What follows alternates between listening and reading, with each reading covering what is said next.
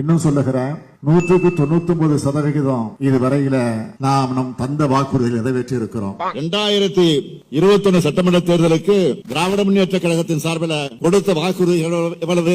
505. எல்லாம் யோனிங்க, கொடுத்த வாக்குறுதிகள் திமுக தேர்தல் அறிக்கையில கொடுத்த வாக்குறுதிகள் 505 வாக்குறுதிகள் கொடுத்திருக்கிறோம். அந்த 505 வாக்குறுதிகள்ல 389 வாக்குறுதிகளை நிறைவேற்றி இருக்கிறோம்.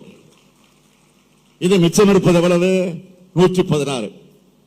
ஆக இன்னும் 114 வாக்குறுதிகளை நிறைவேற்றணும். தேர்தல் நேரத்தில் அறிவித்த திட்டங்கள் 190% மேல் நிறைவேற்றி காட்டியிருக்கிறோம். இன்னும் மிச்சம் இருக்கக்கூடிய திட்டங்கள் என்ன என்று கேட்கலாம். இதில் நிறைவேற்றப்பட்ட திட்டங்கள், அறிவித்த திட்டங்கள் பல, அறிவிக்காத தேர்தல் நேரத்தில் சொல்லாத திட்டங்களும் நிறைவேற்றப்பட்டிருக்கிறது. அதை நீங்கள் மறந்துவிடக் கூடாது.